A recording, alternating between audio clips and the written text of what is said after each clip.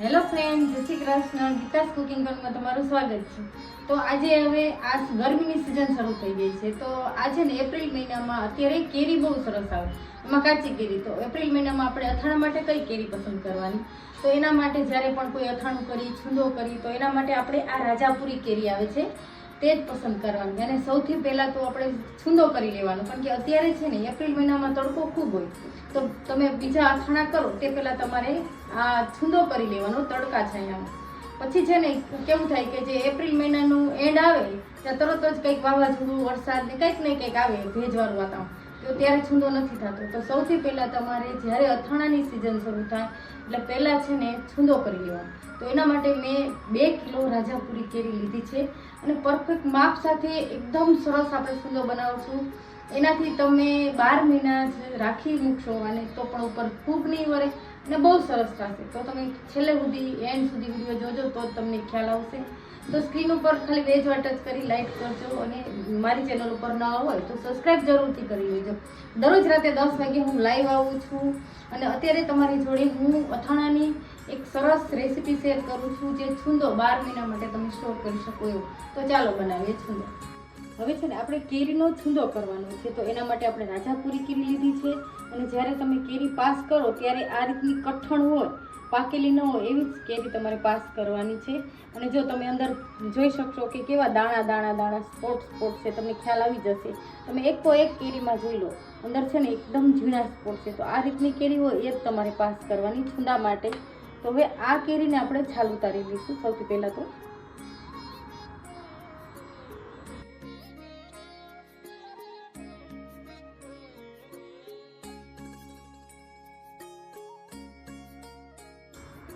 આપણે છે ને કેરીની બધી જ છાલ ઉપરની બધી કેરીમાંથી ઉતારી લીધી છે. તો આ કેરીને આપણે ખમણવાના છે. તો એમાં છે ને આપણે ખમણી લીધી છે. તો ખમણી હંમેશા જાડી નહીં લેવાની, મીડિયમ હોય ને આવી રીતે પતલી ઝીણા કાણાવાળી એવી જ લેવાની. તો આનાથી આપણે બધી કેરીને સરસ ખમણી લઈશું.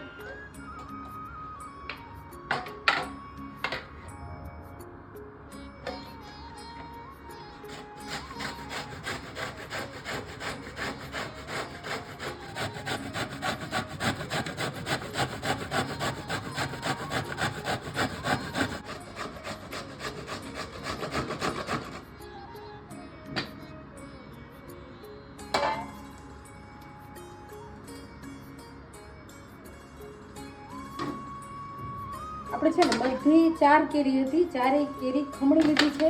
અને ખમણતા જઈ અને એક મોટા તપેલામાં આપણે એડ કરતા જઈએ, કારણ કે તપેલામાં આપણે ખાંડ એડ કરવાની છે.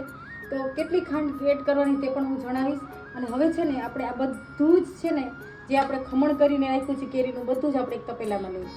હંમેશા જ્યારે કેરીનો છૂંદો કરો છો ત્યારે થોડું મોટું વાસણ લેવાનું, એટલે તમને હલાવવું ફાવે.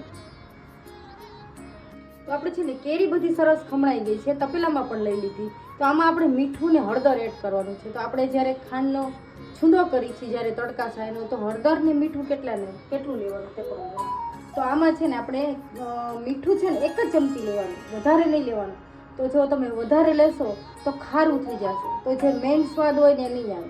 એટલા માટે આપણે મીઠું તો 1 જ ચમચી લેવાનું છે.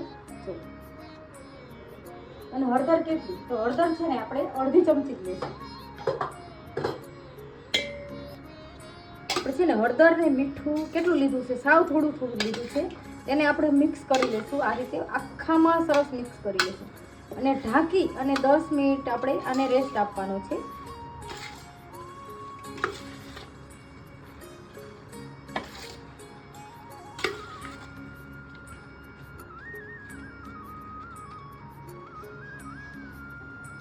આપણે મીઠું ને હળદર દઈ દીધું છે. તો 10 મિનિટ આપણે ઢાંકીને રહેવા દઈશું. પછી જ આપણે ખોલીને ચેક કરશું.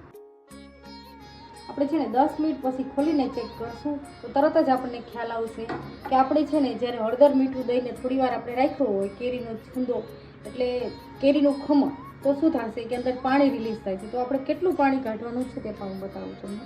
તો આપણે છે ને સૌથી પહેલાં ચમચાથી હલાવી દઈશું.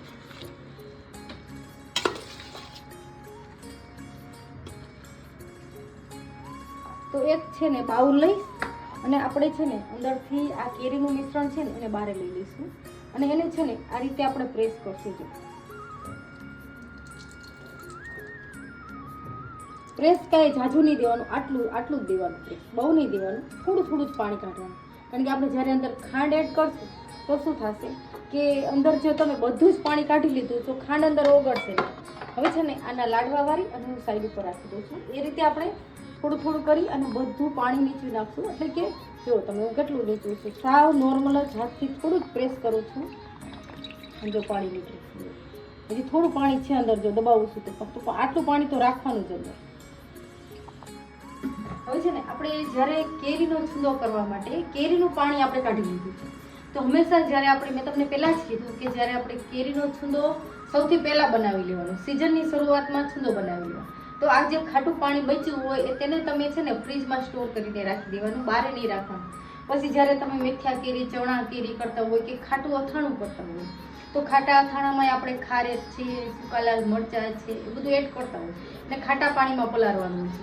તો જ્યારે આપણે મેથિયા કેરી બનાવી છે તો મેથીને અને ચણાને પણ ખાટા પાણીમાં પલાળવાના હોય છે. તો ત્યારે આપણી પાસે ખાટું પાણી નથી હોતું, તો પહેલાં તમે છુંદો કરી લીધો હોય તો તમે ખાટા પાણીનો ઉપયોગ કરી શકો. તો આ ખાટું પાણી આપણે રાખી દેવાનું ફ્રીજમાં. તો તમે પછી જ્યારે બનાવો મેથિયા કેરી છે, કોઈ પણ અથાણું, તો એમાં ખાટા પાણીનો તમે પલાળવામાં ઉપયોગ કરી શકો. હવે છે ને આપણે જે આ લાડવા બનાવીને રાખ્યા છે કેરીના, એને છે ને છુંદાના એના અંદર આપણે એડ કરી દઈશું. અને આ 2 કિલો કેરી છે તો એમાં ખાંડ કેટલી એડ કરીશ તે પણ હું બતાવીશ. અને ખાટું પાણી કાઢવાનો મતલબ એ છે કે જ્યારે તમે છુંદો બનાવો તો તમે થોડું ખાટું પાણી કાઢી લીધું હોય તો એનાથી શું થશે કે ખટાશ છે ને બહુ ઓછી જશે અને ખાંડ પણ ઓછી જશે. તો અત્યારે 2 કિલો મારી કેરી હતી, એનું ખમણ 2 કિલો હતું, એમાં છે ને 2 કિલો સામે કે સાકર કે ખાંડ તમે કંઈ પણ વસ્તુ લઈ શકો. તો મેં ખાંડ લીધી છે, 2 કિલો ખાંડને આપણે એડ કરી દઈશું અંદર. અને બને ત્યાં સુધી જ્યારે પણ કોઈ પણ વસ્તુ અથાણું બનાવી ત્યારે જરૂર પડે તો જ હાથનો ઉપયોગ કરવાનો, હાથનો ઓછો ઉપયોગ કરવાનો. હાથનો તમે જ્યારે ઓછો ઉપયોગ કરશો તો એ અથાણું તમારું 12 મહિના સુધી તમે એવું ને એવું રહેશે, ખરાબ જરા નહીં થાય. તો ખાંડને છે ને આ રીતે આપણે મિક્સ કરી દઈશું અને ઢાંકીને 2 કલાક માટે રાખી દઈશું. જ્યારે ખાંડ સાવ મેલ્ટ થઈ જાય પછી આપણે તડકે મૂકવા જવાનો છે.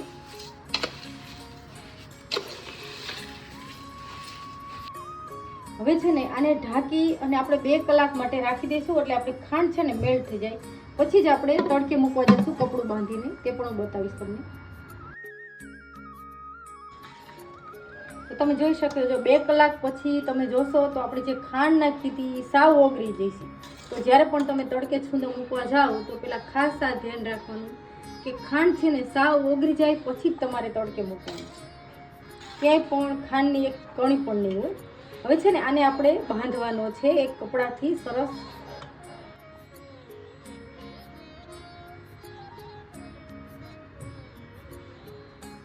આપણે તડકે છે ને જ્યારે મૂકવા જાય છુંદો ત્યારે આ રીતનું એક સફેદ કલરનું કપડું લઈ એને છે ને ફીટ એકદમ બાંધી દેવાનું. તો આ રીતનું વ્હાઈટ કલરનું કપડું એને ફીટ બાંધી દેવાનું અને પછી હવે તરત જ આપણે તડકે મૂકવા જવાનો છે.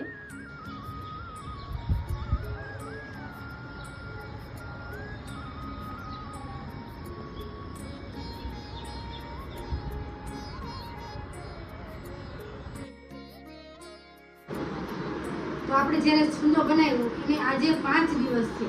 તો અત્યારે એપ્રિલ મહિનામાં જ્યારે તમે છુંદો બનાવો ત્યારે 5 જ દિવસમાં ખૂબ તડકો હોય છે, એટલે 5 જ દિવસમાં બનીને તૈયાર થાય છે.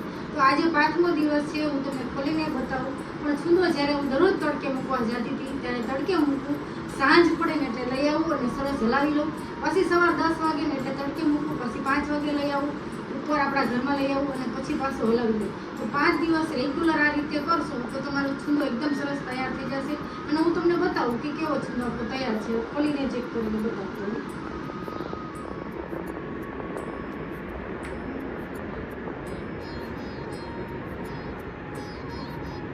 તો તમે જોઈ શકશો જો એકદમ રસાવાળો સરસ મજાનો છુંદો છે. તો તમને છુંદો થઈ ગયો તૈયાર એમ કેમ ખબર પડે? તો તમે આંગળીથી આમ ટચ કરશો એટલે તમને ચાસણી જેવો અહેસાસ થશે. જો ચીપચીપી જે ચાસણી હોય ને એવો જ અહેસાસ થાય. ત્યારે આપણો છુંદો તૈયાર થઈ ગયો. હવે આ છુંદામાં આપણે શું એડ કરવાનું છે તે પણ બતાવું. જો થઈ ગયો છે ને લચકા જેવો સરસ મજાનો છુંદો. તો અત્યારે છે ને આપણો છુંદો તૈયાર થઈ ગયો છે. તો જ્યારે પણ છુંદો તૈયાર થઈ જાય ત્યારે જ આપણે મરચું એડ કરવાનું છે. તો હવે આપણે મરચું એડ કરશું. તો કેટલું એડ કરશું? તો આપણે છે ને છુંદામાં શેકેલા જીરાનો પાવડર પણ એડ કરું છું હું 1 ચમચી જેવો, અને લાલ મરચું પણ એડ કરશું. તો લાલ મરચું કેટલું, મેં 3 ચમચી લીધું છે. તો અત્યારે છે ને હું 2 ચમચી જેટલું એડ કરું છું અને હલાવું છું, મિક્સ કરું છું. જો મને હજી વધારે લાગે તો આટલું એડ કરીશ. અત્યારે 2 ચમચી જેટલું એડ કરીશ.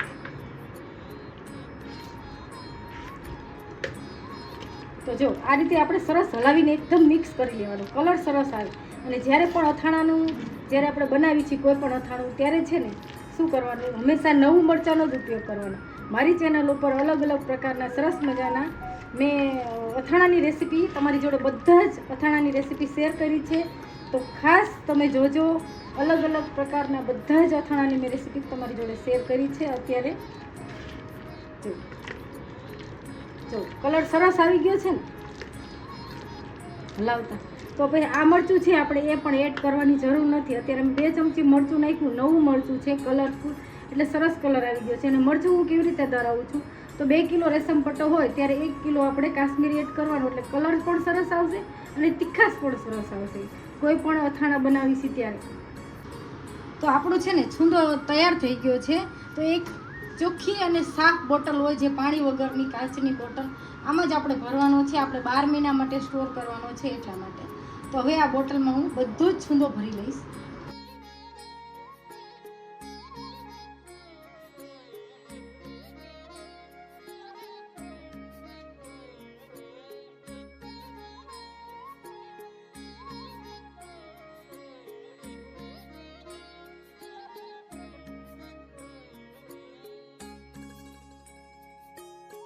તો આપણે છે ને એકદમ ટેસ્ટી સરસ મજાનો 12 મહિના જે સ્ટોર કરી શકાય એવો છુંદો તૈયાર છે. તો આ છુંદો તમે ભાખરી, થેપલા, પરોઠા કોઈની પણ જોડે ખાઈ શકો. તમે બહાર ગામ જ્યારે ટૂર જતા હોય ત્યારે પણ તમે ડબ્બીમાં ભરીને લઈ શકશો, આ ખરાબ નહીં થાય. થેપલા તમે લઈ જાઓ જોડે અને છુંદો લઈ જાઓ, તો બીજી કંઈ વસ્તુ ખાવાની પણ જરૂર ન પડે. તો અત્યારે મેં સરસ મજાનો 12 મહિના સ્ટોર કરેલો તડકા છાયાનો છુંદો બનાવ્યો છે. તો મારી આ એકવાર જરૂરથી રેસીપી જોજો. હું દરરોજ રાતે 10 વાગે લાઈવ આવું છું અને સરસ એક રેસીપી તમારા જ કોમેન્ટને આન્સર ઉપર સરસ એક રેસીપી શેર કરું છું. તો દરરોજ રાતે લાઈવ 10 વાગે જરૂરથી આવજો. અને જો મારા છુંદાની રેસીપી ગમે તો લાઈક, શેર અને સબસ્ક્રાઈબ જરૂરથી કરજો. અને કોમેન્ટ કરીને કહેજો કે મારા છુંદાની રેસીપી તમને કેવી લાગી. Thank you.